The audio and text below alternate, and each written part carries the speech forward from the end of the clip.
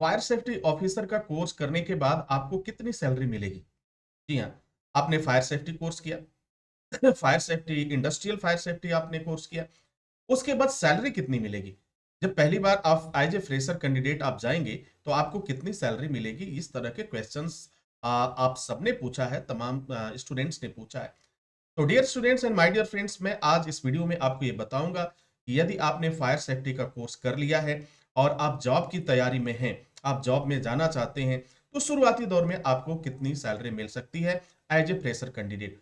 अब देखिए, ये सैलरी डिपेंड करती है कि यदि आपने डिप्लोमा कोर्स किया है, फायर सेफ्टी डिप्लोमा कोर्स किया है, तो इसकी सैलरी की मैं बात करूं तो 15,000 रुपए से लेकर 30,000 रुपए तक की सैलरी मिल जाती है।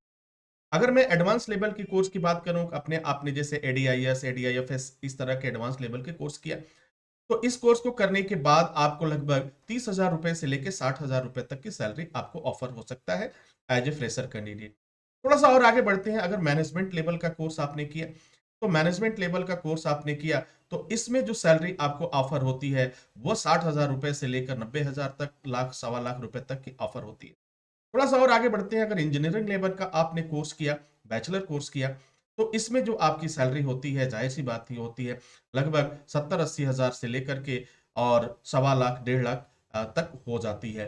तो डियर स्टूडेंट, जैसे जैसे आपका कोर्स का लेवल बढ़ रहा है, जैसे जैसे कोर्स की वैल्यू बढ़ती जा रही है, जिस कोर्स के उस कोर्स के आधार पर जो कोर्स आपने किया, अब क्या क्या किया आपने, जैसे नॉर्मल डिप्लोमा किया, एडवांस डिप्लोमा किया, मैनेजमेंट किया, इंजीनियरिंग किया, ये सारे कोर्स की अगर मैं बात करूं, तो इस आधार पर सैलरी जो आपकी होती है वो शुरुआत हो जाती है 15,000 रुपए से लेकर के, और फिर कितनी जाती है, 1.5 लाख रुपए तक की सैलरी आपको मिल सकती है।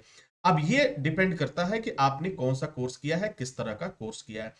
तो ये बात तो क्लियर हो गई कि अगर मिनिमम कोर्स भी आप करते हैं, यानी आप एक नॉर्मल डिप्लोमा कोर्स भी आप करते हैं, तो शुरुआती दिनों में जो आपको सैलरी मिलने वाली है वह मिनिमम, मिनिमम की बात मैं कर रहा हूं, 15,000 मैं कह रहा हूं, लेकिन ये सैलरी आपको 20-25 से कम नहीं मिलेगी। वजह क्या है? मैं इसलिए कम कर रहा हूं कि मैं जो आंकड़ा आप ले रहा हूं, जो सबसे कम स्टूडेंट्स पाया एसएसटी इंस्टीट्यूट से पास आउट होने के बाद से, जब पहली बार उसे जॉब मिला, तो मिनिमम सैलरी मिली 15,000 रुपए, 15,500, 15,700, इस तरह की सैलरी आती है।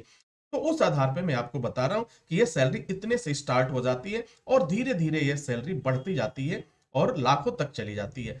ये सैलरी आपकी कंपनी टू कंपनी वैरी करता है। अगर आप इंडिया में काम कर रहे हैं तो सैलरी कुछ और होगी, और यही गल्फ कंट्री में अगर आप जा रहे हैं तो वहां पे सैलरी आपकी अलग होगी। कुवैत में जा रहे हैं तो आपकी सैलरी अलग होगी।